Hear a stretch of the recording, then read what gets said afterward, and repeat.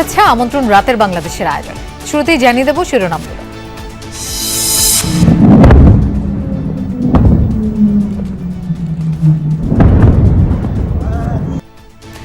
মার্কিন ডেল্টা ফোর্সের নজিরবিহীন অভিযানে ভেনেজুয়েলা থেকে প্রেসিডেন্ট মাদুরোকে তুলে নিল যুক্তরাষ্ট্র। নেওয়া হচ্ছে নিউ ইয়র্কে, ফৌজদারি আদালতে হবে বিচার। তারেক রহমানের সাথে হিন্দু বৌদ্ধ খ্রিস্টান ঐক্য পরিষদের সৌজন্য সাক্ষাৎ। সব ধর্মের সমান অধিকার নিশ্চিতের অঙ্গীকার। আজও খালেদা জিয়ার কবরে মানুষের শ্রদ্ধা। গণতন্ত্রের যাত্রা পথে উনি কোনো রকমের বাধাকে গ্রাহ্য করেন নাই। যে স্যাক্রিফাইস করে গিয়েছেন, আল্লাহ যেন তার দোষ ত্রুটি গুনাহ মাফ করে দেন। যাচাই বাছাইয়ের পঞ্চম দিনে তারেক রহমান, শফিকুর রহমান ও নাহিদ ইসলামের মনোনয়নপত্র বৈধ ঘোষণা। বাতিল হল ব্যারিস্টার আনিস ও তাসনিম জারার আবেদন। কনকনে ঠান্ডায় জবুথবু গোটা দেশ। ২-৩টি শৈত্যপ্রবাহে জানুয়ারি জুড়ে থাকবে শীতের দাপট। ঘন কুয়াশায় শাহজালাল বিমানবন্দরে শিডিউল বিপর্যয়। পরশুদিন রাত্রে 12টায় আমার কথা ছিল, বলতেছে আসতেছে, কুয়াশার কারণে আসতে পারতেছে না। ফ্লাইট ছিল হচ্ছে রাত 3টায়, সেই ফ্লাইট বাংলাদেশ বিমান আসছে হচ্ছে 6:30। মেইন ফ্যাক্ট হলো বিমান কুয়াশার কারণে ল্যান্ডিং করতে পারতেছে না, এই জন্য লেট হচ্ছে। বাড্ডা ভাটারায় 2 যুবক হত্যার ঘটনায় এখনো কুল কিনারা করতে পারেনি পুলিশ। সিসি ক্যামেরার ফুটেজ বিশ্লেষণ করে চলছে খুনিদের ধরার চেষ্টা। বিসিসিআই এর নির্দেশনার পর মোস্তাফিজকে দল থেকে বাদ দিল কলকাতা নাইট রাইডার্স। কট্টর হিন্দুত্ববাদী সংগঠনের বিরোধিতার মুখে এলো এই সিদ্ধান্ত।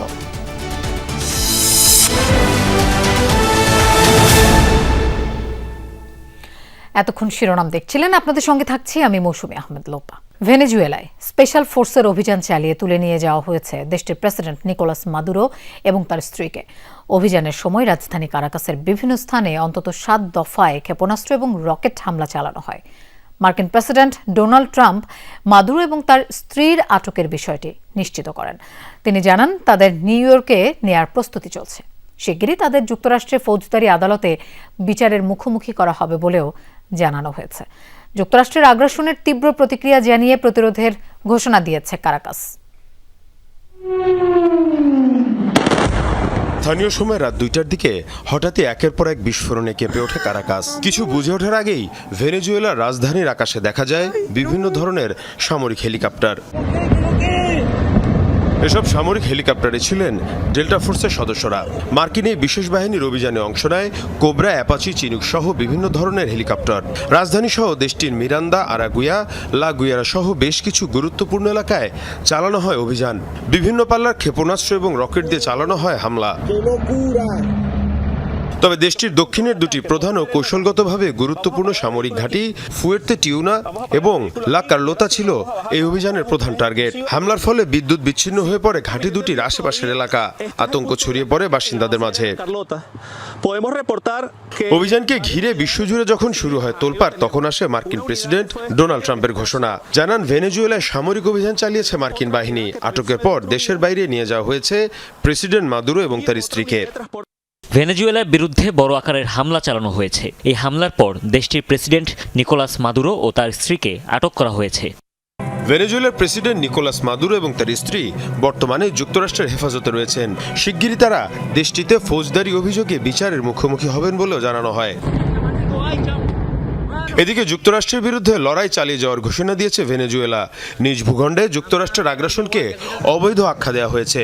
প্রেসিডেন্ট মাদুরোর জীবিত থাকার তথ্য প্রমাণও চেয়েছে কারাকাস। মার্কিন যুক্তরাষ্ট্রের অপরাধমূলক সামরিক আগ্রাসনের শিকার হয়েছে ভেনেজুয়েলা। স্বাধীন এবং সার্বভৌম ভেনেজুয়েলা তার সমস্ত শক্তি দিয়ে এই বিদেশি সৈন্যদের উপস্থিতি প্রত্যাখ্যান করে। দেশের প্রতিরক্ষার জন্য আমরা আমাদের সর্বোচ্চ সক্ষমতা দিয়ে লড়াই চালিয়ে যাব। এদিকে একটি স্বাধীন সার্বভৌম রাষ্ট্র এভাবে হামলা চালানো এবং দেশটির প্রেসিডেন্টকে আটক করার ঘটনায় চলছে তোলপাড়। যুক্তরাষ্ট্রের এই ধরনের পদক্ষেপকে আগ্রাসন আখ্যা দেওয়া হচ্ছে। মীর মুশফিকা হাসান, যমুনা নিউজ। রাত পেরিয়ে সকাল হতেই স্পষ্ট হচ্ছে মার্কিন হামলায় ভেনেজুয়েলায় ক্ষয়ক্ষতির চিত্র। এখনো ধোঁয়ার কুণ্ডলী দেখা যাচ্ছে অনেক স্থাপনায়। আতঙ্কিত মানুষ ঘর থেকে বের হচ্ছেন না, তাই বেশিরভাগ রাস্তাঘাটেই শুনশান নীরবতা। পরিস্থিতি আরও খারাপ হওয়ার শঙ্কায় অনেকে মজুত করছেন খাদ্য সামগ্রী। এদিকে সাধারণ মানুষকে শান্ত থাকার আহ্বান জানিয়েছেন ভেনেজুয়েলার স্বরাষ্ট্রমন্ত্রী।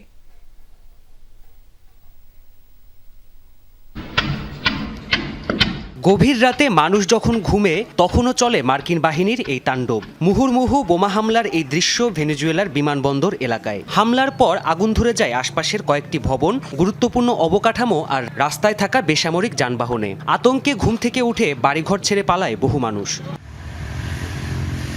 রাত পার হতেই স্পষ্ট হয়ে উঠেছে ভয়াবহ মার্কিন হামলার ক্ষয়ক্ষতির চিত্র। দীর্ঘ সময় পেরিয়ে গেলেও ধ্বংসস্তূপে পরিণত হওয়া সামরিক যানগুলো থেকে এখনও বের হচ্ছে ধোঁয়ার কুণ্ডলী। এ ঘটনার পর ব্যাপক আতঙ্কে দিন পার করছে ভেনেজুয়েলার বাসিন্দারা। ভয়ে বাইরেই বের হচ্ছে না অনেকে। তাই একদিন আগেও মানুষের কোলাহলে ব্যস্ত ছিল যেসব সড়ক, সেগুলো এখন শূন্য, নেই কোনো মানুষের পদচারণা। পরিস্থিতি আরও অবনতির শঙ্কায় অনেকেই মজুত করে রাখছে খাদ্যসহ প্রয়োজনীয় সরঞ্জাম।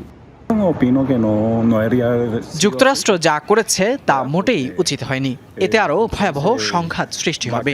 মাতৃভূমিকে রক্ষা করতে, নিজেদের রক্ষা করতে সবাইকে রাস্তায় নামতে হবে। সবই এখন ঈশ্বরের হাতে। ভেনেজুয়েলার ভবিষ্যৎ কি একমাত্র তিনিই ভালো জানেন। আমরা শান্তিতে থাকতে চাই। এদিকে দেশটির নাগরিকদের শান্ত থাকার আহ্বান জানিয়েছেন ভেনেজুয়েলার স্বরাষ্ট্রমন্ত্রী দিওসদাদো কাবেও। জনগণের প্রতি আহ্বান, আপনারা শান্ত থাকুন। এই সংকটময় পরিস্থিতিতে আমাদের সামরিক ও রাজনৈতিক নেতাদের উপর ভরসা রাখুন। কেউ হতাশায় ভেঙে পড়বেন না। এতে আগ্রাসী শত্রুর উদ্দেশ্য হাসিল আরো সহজ হবে। মার্কিন অভিযানের পর এখন অনিশ্চিত ভেনেজুয়েলার ভবিষ্যৎ। দেশটিতে ভয়াবহ বিশৃঙ্খলার শঙ্কা করছেন বিশ্লেষকরা। প্রাণপ্রতিম কুণ্ডু, যমুনা নিউজ। ভেনেজুয়েলায় মার্কিন অভিযানের নিন্দা জানিয়েছে রাশিয়া, ইরান, চিলি, কলম্বিয়া সহ বেশ কয়েকটি দেশ। লাতিন আমেরিকার দেশটির প্রেসিডেন্ট ও তার স্ত্রীকে আটক করার ঘটনায় উদ্বেগ জানিয়েছে রাশিয়া। এই অভিযানকে আগ্রাসী কর্মকাণ্ড আখ্যা দিয়েছে দেশটির পররাষ্ট্র মন্ত্রণালয়। মার্কিন পদক্ষেপকে ভেনেজুয়েলার সার্বভৌমত্ব ও ভৌগোলিক অখণ্ডতার স্পষ্ট লঙ্ঘন আখ্যা দিয়ে নিন্দা জানিয়েছে ইরান। অবিলম্বে জাতিসংঘকে এই অবৈধ আগ্রাসন বন্ধে ব্যবস্থা নেওয়ার দাবি দেশটির। নিন্দা জানিয়েছে চিলি, কিউবা ও কলম্বিয়া সহ আরও কয়েকটি দেশ। সব পক্ষকে শান্ত থাকার আহ্বান জানিয়েছে ইউরোপীয় ইউনিয়ন।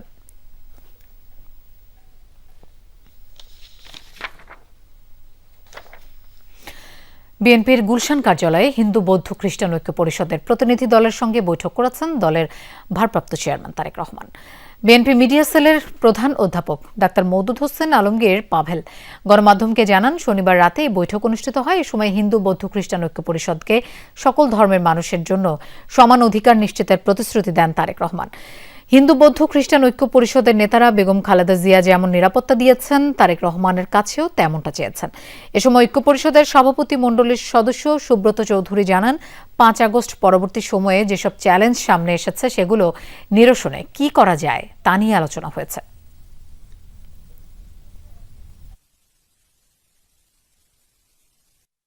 সংখ্যালঘু এবং সংখ্যাগুরু এই বিভাজনটির ভিতরে উনি যেতে চান না। উনি বাংলাদেশের সকল নাগরিক সমান অধিকার ভোগ করে, এটাই তিনি বিশ্বাস করতে চান এবং সবারই একটা এবং এক অভিন্ন পরিচয়। আমরা সবাই বাংলাদেশি, সবার আগে বাংলাদেশ, এই কথার উপরে তিনি প্রতিষ্ঠিত থাকতে চান এবং আগামী দিনে সবার সম অধিকার নিশ্চিত হবে, সেটা তাদেরকে তিনি নিশ্চিত করেছেন। 5ই আগস্টের পরে পরিবর্তিত পরিস্থিতিতে যে সমস্ত সমস্যাগুলো জাতির সামনে দিন দিন উদ্ভাসিত হচ্ছে, সেগুলো নিরসনকল্পে জাতিকে ঐক্যবদ্ধ করে কিভাবে সামনের চ্যালেঞ্জগুলো আমরা পার করতে পারবো সে বিষয়ে আমরা ঐক্যমত পোষণ করেছি। বিএনপি চেয়ারপারসন বেগম খালেদা জিয়ার প্রতি শ্রদ্ধা নিবেদন ও তার কবর জিয়ারতে আজও মানুষের ঢল নামে জিয়া উদ্যানে। ঘন কুয়াশা ও তীব্র শীতও বাধা হয়ে দাঁড়াতে পারেনি। এদিকে কবর জিয়ারত শেষে বিএনপির সিনিয়র যুগ্ম মহাসচিব রুহুল কবির রিজভী বলেছেন, বেগম খালেদা জিয়ার আদর্শ ও তার দেখানো পথ ধরেই তারেক রহমানের নেতৃত্বে এগিয়ে যাবে দেশ। সন্ধ্যায় কবর জিয়ারত শেষে ছাত্রদল নেতারা বলেন, আগামী প্রজন্ম খালেদা জিয়ার আপোষহীনতাকেই আদর্শ মেনে চলবে। বিএনপি চেয়ারপারসন বেগম খালেদা জিয়ার মৃত্যুতে রাষ্ট্রীয় শোক শেষ হয়েছে শনিবার। তার দলের 7 দিনের শোক কর্মসূচি চলমান। ঘন কুয়াশা আর শীত উপেক্ষা করে ভোর থেকেই তার কবর জিয়ারতে উপস্থিত হন নেতাকর্মী সহ হাজারো সাধারণ মানুষ। বেলা বাড়ার সঙ্গে সঙ্গে মানুষের সমাগমও বাড়তে থাকে। রাজধানীর বাইরে থেকেও বহু মানুষ এসে জড়ো হন জিয়া উদ্যানে। বেলা 11টায় আফরোজা আব্বাসের নেতৃত্বে বেগম খালেদা জিয়ার কবরে শ্রদ্ধা জানাতে আসেন জাতীয়তাবাদী মহিলা দল। এ সময় উপস্থিত ছিলেন বিএনপির সিনিয়র যুগ্ম মহাসচিব রুহুল কবির রিজভী। ফুলেল শ্রদ্ধা শেষে তার অভিযোগ, কারাগারে ইচ্ছাকৃতভাবে বেগম খালেদা জিয়াকে ভুল চিকিৎসা দেওয়া হয়েছিল। তার যে রেখে যাওয়া আদর্শ, সেই আদর্শ এত উঁচু মাত্রার নৈতিক বৈশিষ্ট্য ধারণ করে। আমরা সেই পথ ধরে, তার দেখানো পথ ধরেই আমরা এগিয়ে যাব। এছাড়া সারাদিনই খালেদা জিয়া ও জিয়াউর রহমানের কবরে শ্রদ্ধা জানাতে আসেন রাজনৈতিক নেতৃবৃন্দ এবং সমর্থকরা। প্রত্যেকের কণ্ঠেই ছিল গভীর বেদনা আর নেতৃত্ব বিয়োগের ব্যথা। বেগম খালেদা জিয়া ও জিয়াউর রহমানের আদর্শকে ধারণ করে দেশকে এগিয়ে নিয়ে যাওয়ার প্রত্যয় ব্যক্ত করেন তারা। আজকে যেই মা শিখিয়েছে বাংলার মাটিতে মাথা উঁচু করে দাঁড়াতে হয়, অন্যায়ের সাথে কোনো আপোষ নেই। দোয়া করবেন আল্লাহ তাআলা যেন ওনাকে জান্নাতের সর্বোচ্চ স্থানে স্থান দান করেন। আমরা মনে করি এটা সাধারণ মানুষের জন্য উন্মুক্ত থাকা উচিত, যাতে সবাই তাদের জন্য মন খুলে দোয়া করতে পারেন। আমাদেরকে যেন শক্তি দেন আল্লাহ, যে তারা যে পথে যেভাবে এ দেশের মানুষের জন্য কাজ করেছেন, আমরা যেন সেই কাজটা সম্পন্ন করতে পারি। সন্ধ্যা 7টা নাগাদ জিয়া উদ্যানে শ্রদ্ধা নিবেদন করে ছাত্রদলের কেন্দ্রীয় কমিটি। ফুলের শ্রদ্ধা নিবেদন শেষে ছাত্রদল নেতারা বলেন, আগামী প্রজন্ম যুগ যুগ বেগম খালেদা জিয়ার আপোষহীনতার এই আদর্শকে লালন করবে এবং দেশ গড়তে কাজ করবে। বাংলাদেশপন্থী যে রাজনীতি, সেই বাংলাদেশপন্থী রাজনীতির ধারক ও বাহক ছিলেন। যারা অন্যায়ভাবে দেশনেত্রী বেগম খালেদা জিয়াকে জেলে বন্দী রেখেছেন, আগামীর প্রজন্ম অবশ্যই নিশ্চিতভাবে দাবি রাখছে যে তাদের বিচার অবশ্যই বাংলার মাটিতে হওয়া উচিত বলে আমরা মনে করি। দিনের আলো ফুরলেও বেগম খালেদা জিয়ার প্রতি শ্রদ্ধা নিবেদনে আসা মানুষের ঢল ফুরোয় না। সব বয়সী মানুষ ভিড় করেন একটিবার কবর জিয়ারতের আশায়। সুমাইয়া ঐশী, যমুনা নিউজ, ঢাকা। ত্রয়োদশ জাতীয় সংসদ নির্বাচনের মনোনয়নপত্র যাচাই বাছাইয়ের পঞ্চম দিনে বৈধ ঘোষণা করা হয়েছে বিএনপির ভারপ্রাপ্ত চেয়ারম্যান, জামায়াতের আমির সহ অনেকের মনোনয়নপত্র। সাবেক এনসিপি নেত্রী তাসনিম জারার মনোনয়নপত্র বাতিল হয়েছে। বৈধ ঘোষণা করা হয়েছে ঢাকা 13 আসনে বিএনপির প্রার্থী ববি হাজ্জাজ, খেলাফতে মজলিসের প্রার্থী মামুনুল হক সহ 6 জনের মনোনয়নপত্র। ঢাকা 8 আসনে এনসিপির প্রার্থী নাসিরউদ্দিন পাটোয়ারি ও গণ অধিকার পরিষদের মেঘলা আলমের মনোনয়নপত্র বৈধ হয়েছে। শনিবার সকাল থেকে রিটার্নিং কর্মকর্তাদের কার্যালয় ছিল প্রার্থীদের পদচারণায় মুখর। মনোনয়নপত্র যাচাই বাছাই পরবর্তী সিদ্ধান্ত জানতে প্রার্থীরা ভিড় করেন প্রতিটি কার্যালয়ে। দুপুরে বিভাগীয় কমিশনারের কার্যালয়ে যান বিএনপি নেতা আব্দুস সালাম। জানান, ঢাকা 17 আসনে বিএনপির ভারপ্রাপ্ত চেয়ারম্যান তারেক রহমানের মনোনয়নপত্র বৈধ হয়েছে। তারেক রহমান ঢাকা 17 থেকে আমরা যে মনোনয়নপত্র দাখিল করেছিলাম, আজকে যাচাই বাছাইয়ের সময় ছিল, সেটা বৈধ বলে গৃহীত হয়েছে। একই আসনে স্বতন্ত্র প্রার্থী ব্যারিস্টার এম সরোয়ার হোসেনের মনোনয়নপত্র বাতিল হয়, তবে বৈধ ঘোষিত হয়েছে জামাতের ডাক্তার SM খালিদুজ্জামানের মনোনয়নপত্র। একই আসনে বিএনপি চেয়ারপারসন তারেক রহমানের সাথে প্রতিদ্বন্দ্বিতাকে চ্যালেঞ্জ মনে করছেন না তিনি। আমি পার্সোনালি কোনো ব্যক্তিগত চ্যালেঞ্জ এটাকে মনে করি না, এবং এই এলাকার জনগণ আমি যেটা দেখেছি আমাকে বিপুল ভোটে জয় করবে ইনশাআল্লাহ। এর আগে সকালে বিভাগীয় কমিশনারের কার্যালয়ে যান বিএনপি নেতা ইশরাক হোসেন। ঢাকা 6 আসনে মনোনয়নপত্র বৈধ ঘোষণা হয় তার। সৌহার্দ্যপূর্ণ পরিবেশে সেখানে এটি সম্পন্ন হয়েছে। আমি ছিলাম সেখানে, জামাতে ইসলামের প্রার্থী ছিলেন বা মেজর দুটি পার্টির যদি কথা বলি, এবং সর্বমোট ঢাকা 6 আসন থেকে সর্বমোট 5 জন কোয়ালিফাই করেছেন। এদিকে ঢাকা 9 আসনের স্বতন্ত্র প্রার্থী ডাক্তার তাসনিম জারার মনোনয়ন বাতিল ঘোষণা করেন রিটার্নিং কর্মকর্তা। আপিল করার কথা তারা জানান। আপিল করার প্রক্রিয়া আমরা ইতিমধ্যেই শুরু করেছি। ওনারা দৈব চয়নের মাধ্যমে 10 জনের ভেরিফিকেশন করতে গিয়েছেন, সত্যতা যাচাই করতে গিয়েছেন। সেখানে 8 জনের ওনারা তথ্য সঠিক পেয়েছেন। 2 জনের ক্ষেত্রে ওনারা মানুষটাকে খুঁজে পেয়েছেন, সত্যতা যাচাই করতে পেরেছেন, কিন্তু সেই 2 জন ঢাকা 9-এর ভোটার ছিলেন না, ওনারা জানতেন না ওনারা ঢাকা 9-এর ভোটার। ঢাকা 15 আসনে জামাতে ইসলামীর আমির ডাক্তার শফিকুর রহমানের মনোনয়ন বৈধ ঘোষণা করেন রিটার্নিং কর্মকর্তা। ঢাকা 13 আসনে বৈধ ঘোষণা করা হয় বিএনপির প্রার্থী ববি হাজ্জাজ ও খেলাফত মজলিসের মামুনুল হক। এখানে 2টো আসন নিয়ে আলোচনা হয়েছে, 2টো আসনের কাগজ তারা যাচাই বাছাই করেছেন। এখানে আমরা স্বচ্ছতা দেখেছি, এই ধরনের স্বচ্ছতা আমরা সব জায়গায় দেখতে চাই। কম্পিউটারের যে টাইপিং মেকআপের একটা সমস্যার কারণে ওই শব্দটার একটু গরমিল হয়ে গেছিল, তো সেটা আমরা সাপ্লিমেন্টারি দিয়েছি। হলফনামার সবচেয়ে বড় গুরুত্বপূর্ণ বিষয় হচ্ছে যে নোটারি পাবলিক স্বাক্ষর করেছেন কিনা এবং তার সামনে প্রার্থী স্বাক্ষর করেছেন কিনা। এছাড়া দিনব্যাপী বিভিন্ন রাজনৈতিক দল মনোনীত বেশ কয়েকজন প্রার্থীর মনোনয়নপত্র বৈধ ঘোষণা করা হয়। প্রতিশোধের বাইরে যে রাজনীতি, সেই রাজনীতির চর্চা যেন আমরা আনতে পারি মাঠে। মানবতা বিরোধী অপরাধের সাথে যারা জড়িত, গুম খুন, তাদের বিচার চাই। তাহলে আরো একবার সবাইকে, বিশেষ করে তরুণদেরকে মাঠে নিয়ে পড়তে হবে। ঢাকা ৮-এর জন্য যে মনোনয়ন দাখিল করেছিলেন তা অ্যাকসেপ্টেড হয়েছে। যে আন্তরিকতা রয়েছে তার একটা প্রাথমিক প্রতিফলন আমি দেখতে পেয়েছি। বৈরী কোনো রাজনৈতিক সংস্কৃতি কোনোভাবে যাতে প্রশ্রয় না পায়। যখন আমার পুরো বাংলাদেশকে আমি এক করতে পারবো, তখনই আসলে আমার দেশ কূটনৈতিকভাবে শক্তিশালী হতে পারবে। মনোনয়নপত্র বৈধ ঘোষিত হওয়া সবাইকে আচরণবিধি মেনে চলার আহ্বান জানান রিটার্নিং কর্মকর্তারা। তানভীর মৌসুম, যমুনা নিউজ, ঢাকা। পঞ্চম দিনের মতো সারা দেশেও চলে ত্রয়োদশ জাতীয় সংসদ নির্বাচনে প্রার্থীদের মনোনয়নপত্র যাচাই বাছাই কার্যক্রম। বগুড়া ৬ আসনে বিএনপির ভারপ্রাপ্ত চেয়ারম্যান তারেক রহমানের মনোনয়নপত্র বৈধ ঘোষণা করেন রিটার্নিং কর্মকর্তা।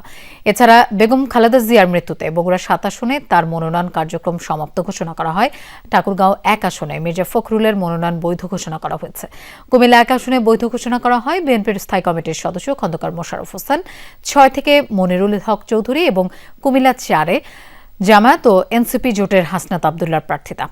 সিলেটে জেলার ৬টি সংসদীয় আসনে ৭ জনের মনোনয়ন বাতিল এবং বিএনপি মনোনীত প্রার্থী এম এ মালেক সহ ৫ জনের মনোনয়ন স্থগিত করেছেন রিটার্নিং কর্মকর্তা। বরিশালে দ্বিতীয় দিনের যাচাই বাছাই কার্যক্রমে ১, ২ ও ৩ আসনে ১২ জন প্রার্থীর মনোনয়ন বৈধ ঘোষণা হয়েছে। ব্রাহ্মণবাড়িয়া ৬ আসনে গণসংহতি আন্দোলনের প্রধান সমন্বয়কারী জোনায়েদ সাকির মনোনয়ন বৈধ ঘোষণা করেছেন রিটার্নিং কর্মকর্তা।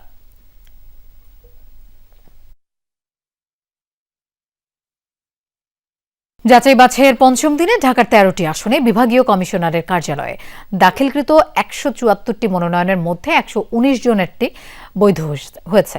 ব্রিফিংয়ে এই তথ্য জানিয়েছেন বিভাগীয় কমিশনার শরফুদ্দিন আহমেদ চৌধুরী। তিনি জানান, মনোনয়ন বাতিল হয়েছে ৫৪ জনের আর মনোনয়ন স্থগিত আছে ১ জনের। বেশিরভাগ ক্ষেত্রেই স্বতন্ত্র 1%-এর যে ইয়েটা ছিল সেখানে বাতিল হয়েছে।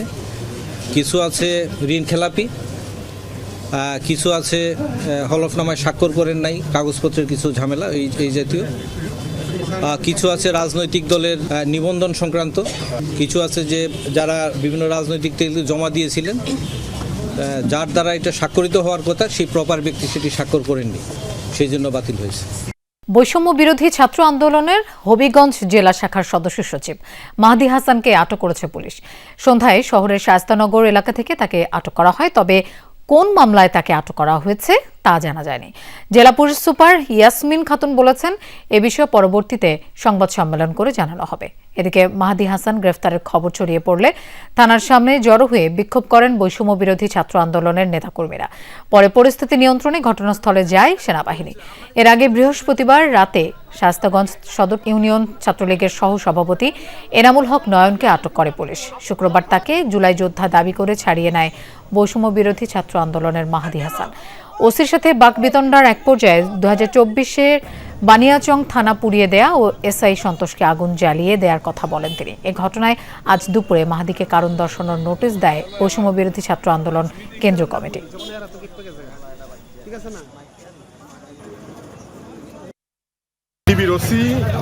একদল ঢুকেন আমার বাসায়, কোনো ওয়ারেন্ট দেখার নাই, কোনো কোর্ট অর্ডার দেখার নাই, জাস্ট সিস্টেমের মতো যেভাবে আগে নিয়ে যেত সেভাবে নিয়ে গেছে। আমাদের বিপ্লবের অগ্রনায়ককে কোথায় রাখা হচ্ছে, আমরা তাকে এক মুহূর্তের জন্য দেখতে চাই। প্রশাসন আমাদেরকে দেখতেও দেয়নি এবং এটাও বলিনি যে তাকে আদৌ কি এই থানার ভিতরেই রাখা হয়েছে নাকি ডিবি দ্বারা কোথাও গুম করার চেষ্টা চালিয়েছে। শুনলাম মাহাদিকে নিয়ে আসছে জিজ্ঞাসাবাদের জন্য, কিসের জন্য নিয়ে আসলো সেটা বুঝতে পারি নাই। মাহাদি জীবন বাজি রেখে দেশের দুর্নীতি বন্ধের জন্যে লেখাপড়া বাদ দিয়েও সে আন্দোলন করছে। একাধিক গুলির আঘাত তার দেহের মধ্যে রয়েছে। দর্শক, আমরা এই বিষয়ে আরো জানবো। আমাদের সাথে যোগ দিচ্ছেন সহকর্মী প্রদীপ দাস সাগর। প্রদীপ, থানার সামনে এখনো বৈষম্য বিরোধী ছাত্র আন্দোলনের সদস্যরা রয়েছেন কিনা, কি বলছেন তারা? লুপা আসলে এখনো থানার সামনে বৈষম্য বিরোধী ছাত্র আন্দোলনের নেতাকর্মী যারা রয়েছেন তারা এখনো রয়েছেন এবং তারা বিভিন্ন স্লোগান দিচ্ছেন যে কেন আসলে মাহাদিকে গ্রেফতার করা হয়েছে সেটি তারা জানতে চাচ্ছেন। আমি যদি আপনাকে একটু দেখাই, এটি আমরা এখন রয়েছে ঠিক হবিগঞ্জ সদর মডেল থানার সামনে এবং মডেল থানার ঠিক ভিতরে পুলিশ সদস্য যারা রয়েছেন তারাও যথেষ্ট তৎপর রয়েছেন, সবাই থানার বাইরে রয়েছেন এবং থানার যে মূল ফটক এই মূল ফটকে বৈষম্য বিরোধী ছাত্র আন্দোলনের নেতাকর্মী যারা রয়েছেন তারা ভিড় করে আছেন এখনো এবং কিছুক্ষণ পরপরই তারা আসলে বিভিন্ন স্লোগান দিচ্ছেন। তো আসলে আজকে সন্ধ্যার পর হবিগঞ্জ শহরে শায়েস্তানগর এলাকা থেকে মাহদি হাসানকে গ্রেফতার করা হয় এবং পুলিশ তাকে গ্রেফতারের বিষয়টি নিশ্চিত করলেও কোন মামলায় তাকে গ্রেফতার করা হয়েছে সেটি আসলে এখন পর্যন্ত নিশ্চিত করেনি। তারা বলেছিলেন এটি ব্রিফিংয়ের মাধ্যমে নিশ্চিত করবেন, কিন্তু এখন পর্যন্ত সেই ব্রিফিংটি অনুষ্ঠিত হয়নি বা কখন ব্রিফিংটি হবে সেটিও আসলে এখন পর্যন্ত তারা আমাদেরকে জানাননি। তো সব কিছু মিলিয়ে এখন পর্যন্ত হবিগঞ্জ সদর মডেল থানার সামনে এক ধরনের উত্তেজনাকর পরিস্থিতি বিরাজ করছে এবং কিছুক্ষণ আগে 8:30টার দিকে থানার সামনে সেনা সদস্যরা অবস্থান নিয়েছিলেন। কিছুক্ষণ আগে তারা সদর থানার সামনে থেকে তারা সরে গিয়েছে। এখন বৈষম্য বিরোধী ছাত্র আন্দোলনের বিভিন্ন পর্যায়ের নেতাকর্মীরা এখানে অবস্থান করছেন এবং তারা যেটি চাচ্ছেন যে তাদের যে জেলা শাখার যে সদস্য সচিব আছেন মাহাদি হাসানকে যেন অবিলম্বে মুক্ত করা হয়, এটি হচ্ছে তাদের দাবি। তো এখন পর্যন্ত আসলে যেহেতু আমরা পুলিশের পক্ষ থেকে পুলিশ সুপার যদিও গ্রেফতারের বিষয়টি নিশ্চিত করেছেন, কিন্তু কী কারণে কোন মামলা সেটি এখন নিশ্চিত করেন সেটি এখন পর্যন্ত আমরা জানতে পারিনি। সেটি জানলে হয়তো পরবর্তীতে আমরা আপনাদের মাধ্যমে সবাইকে জানাতে পারব। নিশ্চয়ই প্রদীপ, আপনাকে ধন্যবাদ আমাদের সাথে যোগ দেওয়ার জন্য। যশোর শঙ্করপুর এলাকায় দুর্বৃত্তদের গুলিতে নিহত হয়েছে বিএনপির এক নেতা। সন্ধ্যায় শঙ্করপুর এলাকার নয়ন কাউন্সিলরের কার্যালয়ের সামনে এই হত্যাকাণ্ডের ঘটনা ঘটে। নিহত আলমগীর হোসেন যশোর পৌরসভার 7 নম্বর ওয়ার্ড বিএনপির যুগ্ম সাধারণ সম্পাদক ছিলেন। পুলিশ ও স্থানীয়রা বলছে সন্ধ্যায় একদল সন্ত্রাসী নয়ন কাউন্সিলরের কার্যালয়ের সামনে গিয়ে আলমগীরকে লক্ষ্য করে গুলি ছোড়ে। ঘটনাস্থলে মাটিতে লুটিয়ে পড়েন তিনি। স্থানীয়রা যশোর মেডিকেলে নিয়ে গেলে চিকিৎসক তাকে মৃত ঘোষণা করেন। হত্যায় জড়িতদের শনাক্তে কাজ করছে পুলিশ। শুনে আমি সঙ্গে সঙ্গে ছোট ভাইটার ফোন দিয়েছি, বললো যে বাইরে গুলি করেছে। গত ফ্যাসিস্ট আমলে এই যশোরে আমাদের 68 জন নেতাকর্মী বিচার বহির্ভূত হত্যাকাণ্ডের শিকার হয়েছিলেন, খুন জুমের শিকার হয়েছিলেন। আজকে অন্তর্বর্তীকালীন সরকারের সময়ও আমাদের রাজনৈতিক সহকর্মীরা এভাবে অস্বাভাবিকভাবে জীবন দিবেন, এটা কোনোভাবে কাম্য নয়। শরীয়তপুরের ডামুডায় ছুরিকাঘাতের পর শরীরে পেট্রোল ঢেলে আগুন দেয়া সেই ব্যবসায়ী খোকন দাস ঢাকায় চিকিৎসাধীন অবস্থায় মারা গেছেন। শনিবার সকালে ঢাকা মেডিকেলের বার্ন ইউনিটে মারা যান তিনি। স্থানীয়রা জানায় বুধবার রাতে দোকান বন্ধ করে বাড়ি ফেরার পথে ছুরিকাঘাতের শিকার হন ডামুডা তিলই এলাকার বাসিন্দা মোবাইল ব্যাংকিং বিকাশের এজেন্ট খোকন দাস। এ সময় হামলাকারীদের চিনে ফেললে তার শরীর ও মুখে পেট্রোল দিয়ে আগুন ধরিয়ে দেয় দুর্বৃত্তরা। মুমূর্ষ অবস্থায় ঢাকা মেডিকেলের বার্ন ইউনিটে ভর্তি করা হলে 3 দিন পর শনিবার মারা যান খোকন। এ ঘটনায় সোহাগ খান, রাব্বি মোল্লা ও পলাশ সর্দারের বিরুদ্ধে মামলা করেছেন নিহতের বাবা। তবে এখনও কাউকে গ্রেফতার করতে পারেনি পুলিশ। রাজধানীর বাড্ডা ও ভাটারা এলাকায় নৃশংসভাবে 2 যুবককে হত্যার 5 দিন পরও রহস্যের কুল কিনারা করতে পারেনি পুলিশ। মঙ্গলবার নাজমুল হক নিয়াজ নামের এক যুবকের গলাকাটা মরদেহ নিজ বাসা থেকে উদ্ধার করা হয়। পরের দিন এক আইনজীবীকে পিটিয়ে হত্যা করে দুর্বৃত্তরা। সিসি ক্যামেরার ফুটেজে সন্দেহভাজনদের দেখা গেলেও এখনও কাউকেই আটক করতে পারেনি পুলিশ। রেদওয়ান আহমেদ জানাচ্ছেন বিস্তারিত। সিসি ক্যামেরার ফুটেজে দেখা যাচ্ছে টিভি মনিটর হাতে নিয়ে হেঁটে যাচ্ছেন এক ব্যক্তি, সাথেই সবুজ রঙের জ্যাকেট পরা আরেকজন। মূলত নিয়াজকে হত্যার পর বাসার টিভি খুলে নিয়ে এভাবেই বের হয়ে যায় খুনিরা। বাড্ডায় একটি বেসরকারি প্রতিষ্ঠানে অ্যাকাউন্টস ম্যানেজার পদে কর্মরত ছিলেন নাজমুল হক নিয়াজ। পুরাতন থানা রোডের এই বাসায় ভাড়া থাকতেন স্ত্রীকে নিয়েই। 1 সপ্তাহ আগে তার স্ত্রী বাবার বাড়িতে গেলে মঙ্গলবার অফিস শেষে সহকর্মী রাহুলকে নিয়ে বাসায় যান নিয়াজ। কিছুক্ষণ পর সে সহকর্মী বেরিয়ে গেলে কে বা কারা প্রবেশ করে তার বাসায়। সেদিন রাতেই নিয়াজের গলা কাটা মরদেহ উদ্ধার করে পুলিশ। ফোন যাচ্ছেই না, মানে সেটা মেসেঞ্জার, হোয়াটসঅ্যাপ, তার নাম্বার একটা, ফোন বন্ধ। তো যখন আমি এরকম 10টা থেকে ট্রাই করছি, আমি খাওয়া দাওয়া শেষ করে রাতে 11টার দিকে তার বাসায় যাই, যে আমি তার কলিং বেল প্রেস করি। অলমোস্ট 2-3-4 মিনিট ধরে আমি ট্রাই করি যে কলিং বেল চেপে যে সে ঘুমায় আছে কিনা বা কিছু উঠানোর। পরে কোনো সাড়া না পেয়ে আমি দরজার নবটা ধরি, নবটা ঘুরলি দিলে দেখি যে আনলকড দরজাটা লাগানো আছে কিন্তু আনলকড। পরে দরজাটা খুলে দেখি যে ব্লাডের ফোঁটা। ভিতরে যাইয়া পরে দেখছে যে নিয়া যে এই মাঝখানের রুমে লাশটা পরা, মুখের উপরে বালিশ, আর কি গলা কাটছে যে মুখের উপরে বালিশ দিয়ে রাখছে। তার অফিসের সহকর্মী বা পরিবারের সদস্যরা কেউই জানেন না কেন ঘটেছে এমন বিভৎস হত্যাকাণ্ড। এই ছেলের কোনো শত্রু থাকতে পারে এটা আমরা ভাবতেও পারি না কোনো রকমে। আজকে কয়েকদিন ধরে মানে আমাদের মধ্যে তো সারাক্ষণ এটা নিয়েই আলোচনা চলতেছে। কে করলো, কেন করলো, কিসের জন্য করলো জানি না। কোনো শত্রুতা আমি ছিল না, কোনো মানে একটা মানুষের সাথে কোনো খারাপ ব্যবহার কখনো করে না। আমরা তো দরজাটা লক করা থাকে, হ্যাঁ পরিচিত লোক ছাড়া তো এই দরজাটা খোলে নাই। ক্যামেরা দিয়ে তো আগে দেখতে লইছে যে লোকটা কারা, হ্যাঁ কাছের লোক না হইলে তো আর খুলতো না। যদি হ্যাঁ অফিসের লোক হইলে তো আমারই করতে কাকা দেন আমার দরজার সামনে কেনা। এই ঘটনায় নিয়াজের মামা ফারুকুল ইসলাম বাদী হয়ে মামলা দায়ের করেন বাড্ডা থানায়। পুলিশ জানায় ঘটনাস্থল থেকে সিআইডি বেশ কিছু আলামত জব্দ করেছে। পর্যালোচনা করা হচ্ছে সিসি ক্যামেরার ফুটেজ। জিজ্ঞাসাবাদ করা হচ্ছে বেশ কয়েকজনকে। উদ্ধার করা হয়েছে চুরি যাওয়া দুটি মোবাইল ফোনের একটি। মামলায় আমরা আপনার খুব গুরুত্ব দিয়ে মোটিভ আইডেন্টিফাই করার জন্য সবগুলো অ্যাঙ্গেল বিবেচনা রেখে আমরা তদন্ত কার্যক্রম চালাচ্ছি। একটা মোবাইল অলরেডি আমরা উদ্ধার করেছি, তো এই সংক্রান্তে আমাদের তদন্ত চলমান আছে। আমরা আশা করি খুব অল্প সময়ের ভিতরে আমরা এটার মোটিভ এবং সাসপেক্ট যারা আছে তাদেরকে আমরা গ্রেফতার করতে সমর্থ হব। এর আগে বুধবার রাতে ভাটারার আবাসিক এলাকায় এক শিক্ষানবিশ আইনজীবীকে পিটিয়ে হত্যার ঘটনায়ও কাউকে আটক করতে পারেনি পুলিশ। রেদওয়ান আহমেদ, যমুনা নিউজ, ঢাকা। সহসাই কমছে না শীতের দাপট। গোটা জানুয়ারি জুড়েই শীতের তীব্রতা থাকার পূর্বাভাস দিয়েছে আবহাওয়া বিভাগ। চলতি মাসেই 2 থেকে 3টি শৈত্যপ্রবাহ বয়ে যেতে পারে। সেই সাথে সামনের দিনগুলোয় ঠান্ডা আরও বাড়তে পারে। শনিবার ঢাকার তাপমাত্রা রেকর্ড করা হয়েছে 12.5 ডিগ্রি সেলসিয়াস, যা চলতি মৌসুমে রাজধানীর সর্বনিম্ন। কনকনে ঠান্ডা বাতাস আর ঘন কুয়াশায় অনেকটাই স্থবির জনজীবন। ঘন কুয়াশার কারণে শনিবারও শাহজালাল আন্তর্জাতিক বিমানবন্দরে ঘটেছে শিডিউল বিপর্যয়। ঢাকায় যে আজকের তাপমাত্রা রেকর্ড করেছে এটা এই মৌসুমে সর্বনিম্ন। আগামী এক সপ্তাহ তাপমাত্রা কম বেশি এরকম থাকবে, উল্লেখযোগ্য কোনো পরিবর্তনের সম্ভাবনা নেই। তবে শীত থাকবে। 2 থেকে 3টার মৃদু থেকে মাঝারি ধরনের শৈত্যপ্রবাহ হতে পারে। এছাড়া 1 থেকে 2টি তীব্র শৈত্যপ্রবাহ, মাঝারিতে তীব্র শৈত্যপ্রবাহ হতে পারে। পৌষের মাঝামাঝিতে এসে সারা দেশেই জেঁকে বসেছে শীত। দেশের 7টি জেলার উপর দিয়ে বয়ে যাচ্ছে মৃদু শৈত্যপ্রবাহ। কনকনে ঠান্ডা আর ঘন কুয়াশায় স্থবির হয়ে পড়েছে জনজীবন। সবচেয়ে বেশি বিপাকে পড়েছেন খেটে খাওয়া এবং ছিন্নমূল মানুষ। রাজশাহী, পাবনা, নওগাঁয় আজ দেশের সর্বনিম্ন তাপমাত্রা রেকর্ড হয়েছে 9 ডিগ্রি সেলসিয়াস। সকাল 7টা, তখনও ঘন কুয়াশার চাদরে ঢাকা চাঁদপুর শহর। রাস্তায় মানুষের আনাগোনা কম, তবে হেডলাইট জ্বালিয়ে চলাচল করছে কিছু যানবাহন।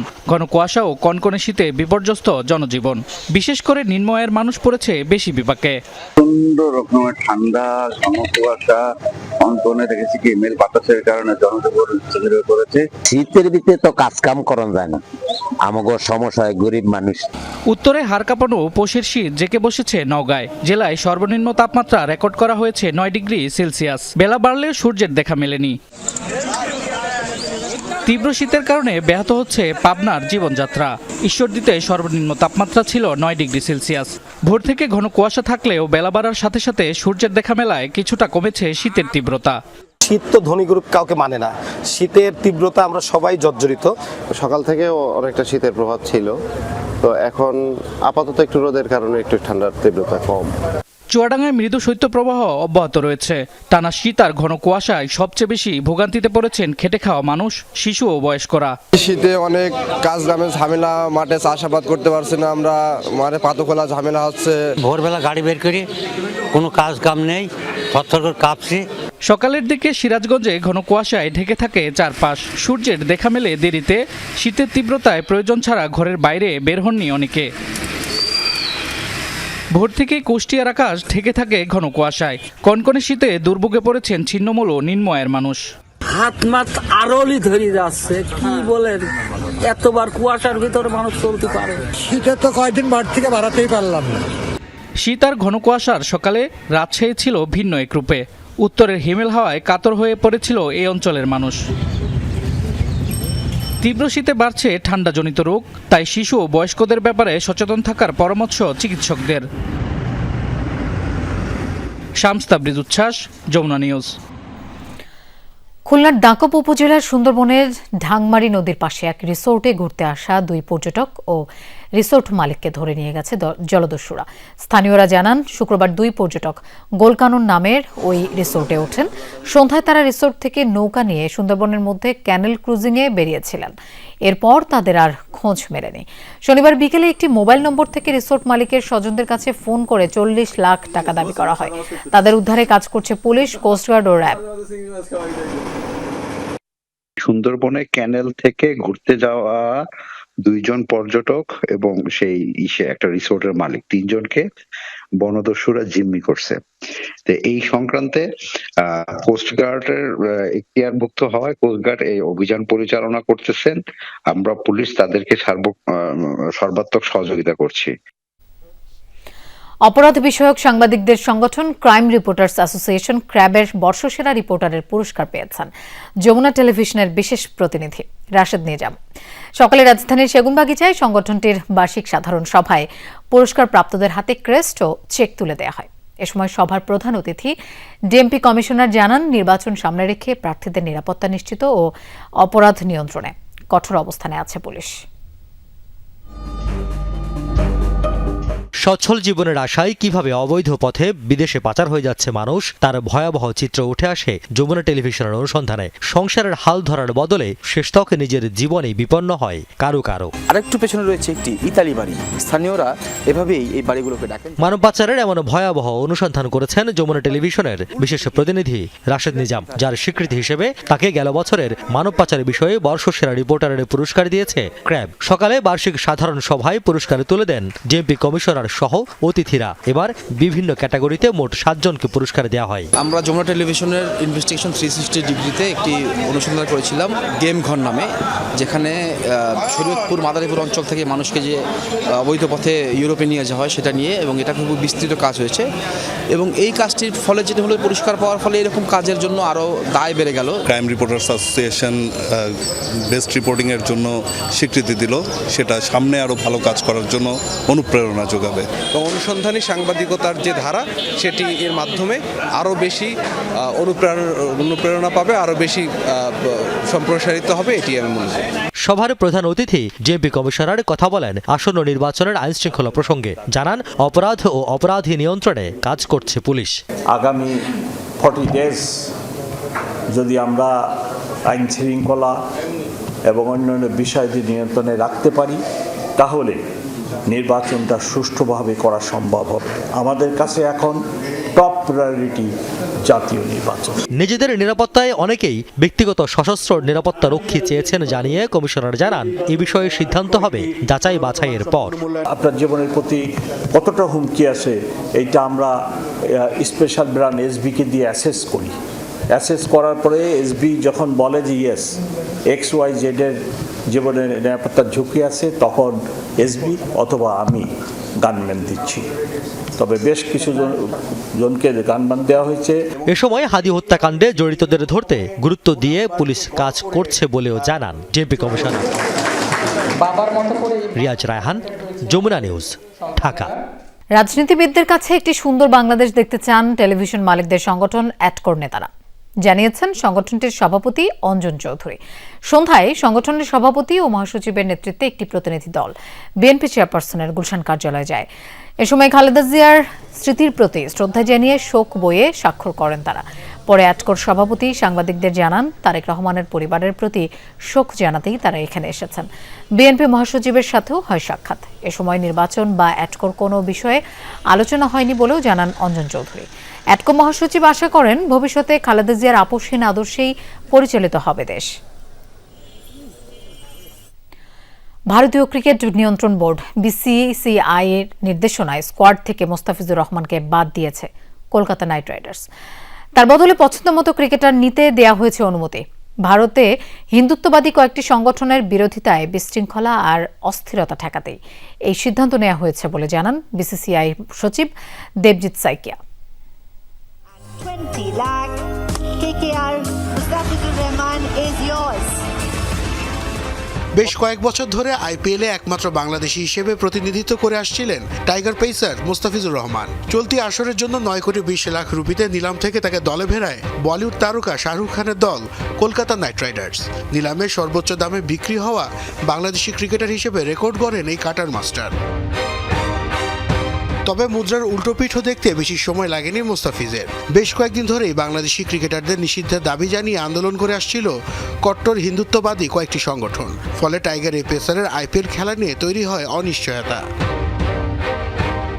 এমন পরিস্থিতিতে মুস্তাফিজুর রহমানকে কলকাতা নাইট রাইডার্সের স্কোয়াড থেকে বাদ দিতে নির্দেশনা দেয় বিসিসিআই। সেই নির্দেশনায় সাড়া দিয়ে এবারের আসর থেকে এই কাটার মাস্টারকে সরিয়ে দিল কেকেআর। সেই খবর উঠে এসেছে দেশটির গণমাধ্যমগুলোতে। দেশজুড়ে সৃষ্ট হওয়া সংকট এড়াতে এই সিদ্ধান্ত নেওয়া হয়েছে বলে জানান বিসিসিআই সচিব Debjit Saikia. CCI has instructed the franchisee KKR. দেশজুড়ে সৃষ্ট অস্থিরতার কারণে কেকেআর ফ্র্যাঞ্চাইজিকে একজন ক্রিকেটার ছেড়ে দেওয়ার নির্দেশনা দিয়েছে বিসিসিআই। বাংলাদেশি ক্রিকেটার মুস্তাফিজুর রহমানকে তাদের স্কোয়াড থেকে বাদ দেওয়ার পর বিকল্প যে কোনো ক্রিকেটারকে তাদের পছন্দ মতো নেয়ার সুযোগ দেবে বিসিসিআই। সংস্থার পক্ষ থেকে সেই অনুমোদন দেয়া হয়েছে। অবশ্য মুস্তাফিজের আইপিএল এর খেলার বিষয়ে কয়েকদিন আগেও সম্পূর্ণ বিপরীত অবস্থানে ছিল বিসিসিআই। কূটনৈতিক সম্পর্কে প্রভাব মাঠে পড়বে না বলে আশ্বস্তও করা হয়। তবে রাজনৈতিক বৈরিতার আগুনে পুড়ে ছাই হলো ফিজের প্রথমবারের মতো কলকাতার জার্সিতে মাঠে নামার সুযোগ।